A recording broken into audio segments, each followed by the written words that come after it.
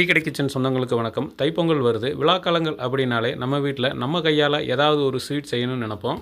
அந்த வகையில் நம்மளுடைய சப்ஸ்கிரைபர் வள்ளியம்மாள் அப்படிங்கிறவங்க வெள்ளை அதிரசம் செய்ய சொல்லியிருந்தாங்க. அவங்களுக்காகவும் உங்கள் எல்லாருக்காகவும் இன்றைக்கி ஒரு சூப்பரான அதிரசம் செஞ்சிடலாம்.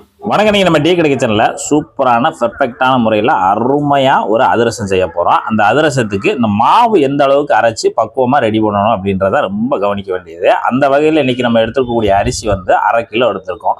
1/2 கிலோ பச்சரிசி எடுத்து நல்லா ஒரு 4 மணி நேரம் நல்லா ஊற வச்சு 4 தடவை கழுவியாச்சு. கழுவிட்டு தண்ணி இல்லாமல் நல்லா சுத்தமாக வடிகட்டிட்டோம். ஒத்த சொட்டு தண்ணி இருக்கக்கூடாது.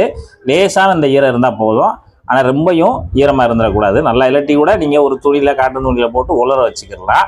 அரிசி வந்து நீங்கள் பச்சரிசி வந்து நீங்கள் குண்டரிசி இருக்குது, அதாவது மாவு பச்சரிசின்னு ஒன்று இருக்குது. நம்ம சாதாரணமாக பொங்கலுக்கு பயன்படுத்துவோம்ல, அந்த பச்சரிசி கூட எடுத்துக்கலாம். இல்லைன்னா நீங்கள் ரேஷன் கடையில் வாங்கின அந்த பச்சரிசி இருந்தால் கூட அதையும் நீங்கள் பயன்படுத்திக்கலாம்.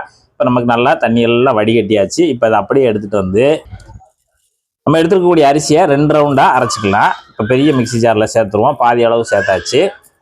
இந்த அரிசியை வந்து நல்லா அரைச்சிக்கிறணும். மாவு மாதிரி அரைச்சி எடுத்துகிட்டு வரேன்.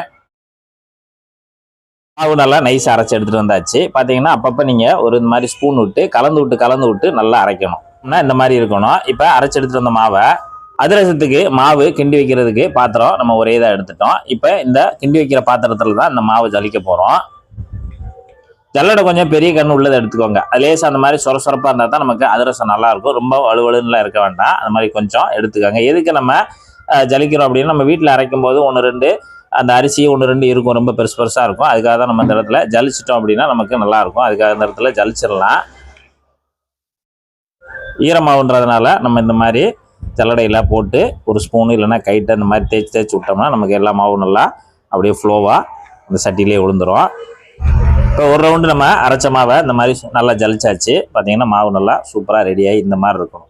ரொம்ப ஈரமாகவும் இருக்கக்கூடாது. இந்த அளவுக்கு நல்லா உதிரியாக நல்லா ட்ரையான மாவாக இருக்கணும். அப்போ நம்ம அரிசியை வந்து நல்லா உலர வச்சு இந்த மாதிரி பண்ணும்போது நமக்கு சரியான பக்குவத்தில் மாவு வரும். இதுதான் ஈரரிசி மாவுன்னு சொல்லுவோம். நம்ம அதிரசத்துக்கு இந்த மாதிரி பக்குவத்தில் பண்ணும்போது தான் நமக்கு சூப்பரான ஒரு சாஃப்டான பொறுப்பான ஒரு அதிரசம் நல்லா செம்மையாக வரும். இந்த மாதிரி கொஞ்சம் குருணையாக இருக்கக்கூடியதை மறுபடியும் நம்ம மிக்சி ஜாரில் சேர்த்துட்டு மீதி இருக்கிற அரிசியும் நம்ம இதோட சேர்த்து அரைச்சிட்டு இதே போல் எல்லாத்தையுமே ஜலிச்சுட்டு அந்த பாத்திரத்தில் சேர்த்துருங்க. அதிரசத்துக்கு இந்த பாத்திரத்தில் நம்ம மாவு ஜலிச்ச பிறகு அதை ஒரு தடவை நல்லா அமுத்தி விட்டுருங்க. இந்த மாதிரி நம்ம பாகு காய்ச்சறதுக்கு முன்னாடியே இந்த மாதிரி ஜலிச்சு முடிச்ச உடனே ஒரு தடவை நல்லா அமுத்தி விட்டுருங்க. இது அப்படியே இருக்கட்டும். அதிரசத்துக்கு பக்குவமாக பாகு காய்ச்சறதுக்கு ஒரு கடாயை எடுத்து அடுப்பில் வச்சு பற்ற வச்சாச்சு. கடாயை சூடாகிட்டு இருக்கு. இதுக்கு தேவையான இனிப்பு பார்த்தீங்கன்னா இன்றைக்கி நம்ம ஜீனி தான் எடுத்துருக்கோம். இன்றைக்கி நம்ம ஜீனி அதிரசம் தான் பண்ண போகிறோம். இனிப்புக்கு 400 கிராம் எடுத்திருக்கோம். அதாவது 1/2 கிலோ அரிசி எடுத்து மாவு ஜலிச்சு வச்சுருக்கோம். அதுக்கு தேவையான இனிப்பு பார்த்தீங்கன்னா 400 கிராம் இதில் எடுத்து வச்சுருக்கோம். இந்த 400 கிராம் ஜீனியை சேர்த்துட்டு இதில் தண்ணி பார்த்தீங்கன்னா ஒரு 1/2 கப்பு சேர்த்துக்கோங்க. அதாவது ஒரு 125 ml மட்டும் சேர்த்துக்கோங்க. நிறைய பேர் ஜீனியில் அதிரசம் போட்டு காமிங்கன்னு சொல்லியிருந்தாங்க. அதனால தான் நம்ம இன்னைக்கு ஜீனியில் போட்டிருக்கோம். உங்களுக்கு ஜீனி பிடிக்கலை அப்படின்னு சொன்னீங்கன்னா இந்த இடத்துல நீங்கள் வெல்லம் எடுத்துக்கலாம். இதே அளவில் வெல்லம் எடுத்து பாகு காய்ச்சிட்டு நீங்கள் ஒரு தடவை வடிகட்டிக்கிடலாம். ஆனால் இது வடிகட்ட தேவையில்லை. அதனால் நம்ம வந்து இதை அப்படியே டைரெக்டாக பண்ணிக்கலாம். இப்போ நம்ம ஜீனி நல்லா கரைஞ்சி கொதித்து ஒரு பதமாக வரட்டும். அது வரைக்கும் நம்ம இதை கலந்து விட்டு கரைய வச்சுக்கலாம். ஜீனி கரைஞ்சி ஒரு 3 நிமிஷம் ஆச்சு. இப்போ நம்ம கலந்து விட்டுட்டே இருக்கோம். நல்ல ஒரு பக்குவத்துக்கு நமக்கு பதமாக வரணும். அது நமக்கு தயாராகிட்டு இருக்கு. இந்த இடத்துல ஒரு 1/4 டீஸ்பூனு சுக்குத்தூள், ஒரு 1/2 டீஸ்பூனு ஏலக்காய் தூள் சேர்த்து கலந்து விட்டுருங்க. இந்த பாகுலேயே கலந்து விட்டுருங்க. இப்போ நமக்கு பாகு கொதிக்க ஆரம்பிச்சு 6 நிமிஷம் ஆச்சு. இப்போ நம்ம இந்த அதிரசத்துக்கு பக்குவம் எப்படி பார்க்கணும்னா, பக்கத்தில் சின்ன கிண்ணத்தில் கொஞ்சம் தண்ணி வச்சுக்கோங்க. தண்ணி வச்சுட்டு இப்போ நம்ம பாகை கொஞ்சமாக எடுத்துட்டு அப்படியே இந்த தண்ணியில் விடுங்க. தண்ணியில் விட்டுட்டு இப்படி நம்ம அப்படியே எடுத்தோம்னா இந்த மாதிரி நல்லா உருண்டு வரணும். இந்த மாதிரி ஒரு சாக்லேட் பதத்துக்கு வரணும். ரொம்பையும் கம்பி ஆகிடக்கூடாது, ஒடிகிற மாதிரி ஆகிடக்கூடாது. இந்த மாதிரி சாக்லேட் பதத்துக்கு வரணும். பார்த்தீங்கன்னா இந்த மாதிரி மிதுக்குன்னு இருக்கணும். இதுதான் சரியான பதம். இப்போ இந்த இடத்துல நம்ம ஸ்டவ் ஆஃப் பண்ணிடலாம். சூடான பாகை எடுத்துகிட்டு வந்து நம்ம இங்கே ஏற்கனவே ரெடி பண்ணி வச்சுக்கக்கூடிய அந்த அதிரச மாவில் அப்படியே பரவலாக ஊற்றி விடுங்க. இதுபோல் ஊற்றி விடுங்க. காய்ச்சி வச்சுருக்க எல்லாத்தையுமே இதில் சேர்த்துருங்க. இப்போ மரக்கரண்டி இந்த மாதிரி பின்புறம் இருக்கக்கூடிய நல்லா ஸ்ட்ராங்கான மரக்கரண்டி எடுத்துகிட்டு இப்போ நல்லா அந்த பாகோடு சேர்த்து அந்த மாவை நல்லா கிண்டி கொடுக்கணும்.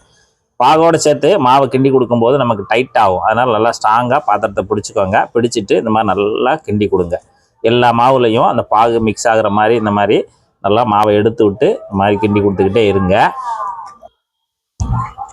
பாகுல ஈரமாவு இல்லாத அளவுக்கு நல்லா கலந்து விட்டுக்கிட்டே இருங்க. அதிரசத்துக்கு பக்குவமா மாவு நம்ம கிண்டியாச்சு. இதுக்கு மேல அடுத்து மாவு கிண்டி ரெடி ஆயிடுச்சு. இது மேல ஒரே ஒரு டேபிள் ஸ்பூனு நெய் லேசா அப்படி போட்டு விடுங்க. அது ஏற்கனவே சூடான மாவுன்றனால அப்படியே நல்லா மெல்ட் ஆகிடும். இப்போ நெய் சேர்க்கும் போது நம்ம அதிரசம் நல்லா மணமா இருக்கும். அந்த மேல் மாவு நமக்கு காயாம இருக்கும். அதுக்காக தான் இந்த மாதிரி கடைசியா நெய் சேர்த்துட்டு நல்லா இந்த மாதிரி அது ஒன்று போல தடவி விட்டுருங்க. எல்லா பக்கமும் நெய் போடுற மாதிரி. அதிரச மாவு தயாராகிடுச்சு. இது வந்து ஒரு நாள் நல்லா புளிக்க வச்சிடணும். ஒரு நாள் கழிச்சு போடும்போது தான் நமக்கு சரியான ஒரு பக்குவத்தில் சூப்பரான ஒரு அதிரசம் கிடைக்கும். எதுக்காகனா அந்த புளிக்க வச்சோம்னா நமக்கு அந்த உள்ளுக்கு உதிரி உதிரியாகவும் நல்லா சாஃப்டாகவும் இருக்கும். அதுக்காக தான் இந்த இடத்துல நம்ம ஒரு நாள் அதை புளிக்க வைக்கும். ஒரு மூடி போட்டு நம்ம அதை ஒரு நாள் புளிக்க வச்சிடலாம். நேற்று செய்து வச்ச அதிரச மாவு பார்த்தீங்கன்னா நல்லா ஒரு நாள் புளிச்சு சூப்பராக நமக்கு ரெடியாகி வந்திருக்கு. இந்த மாவு ஒரு தடவை நம்ம பிசையணும். நல்லா அந்த நெய் ஏற்கனவே மெட்டாக்கில் இருக்குல்ல அதோட சேர்த்து நல்லா பிசைஞ்சு விடணும். ஊற வச்ச மாவை நல்லா பிசைஞ்சுக்கிறணும். இது போல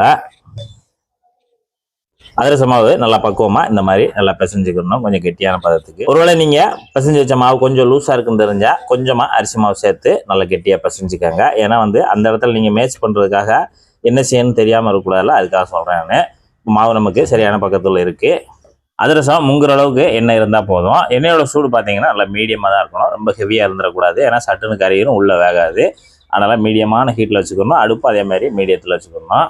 சின்னதாக ஒரு இலையை எடுத்துட்டு அதில் லேசாக எண்ணெய் தடைக்காங்க. கையிலையும் கொஞ்சம் லேசாக எண்ணெய் தடைக்காங்க. தடையிட்டு நம்ம செய்து வச்சுக்கக்கூடிய அந்த அதிரச மாவு கொஞ்சமாக எடுங்க.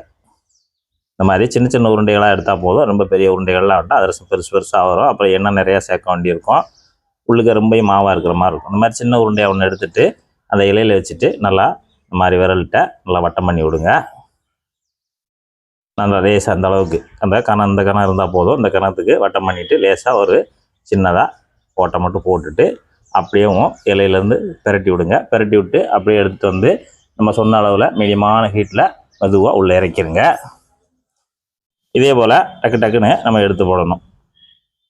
2 பேராவது இருக்கணும். ஒரு ஆள் அங்கே பிரட்டி விடுறதுக்கு, ஒரு ஆள் தட்டி போடுறதுக்கு இருந்துச்சுன்னா நம்ம சரியாக டக்கு டக்குன்னு போட்டு எடுத்துடலாம். அவ்வளோதான்.